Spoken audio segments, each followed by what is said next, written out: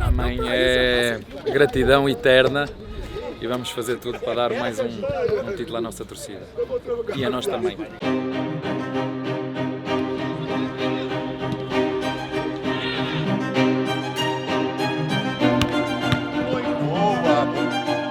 Vamos!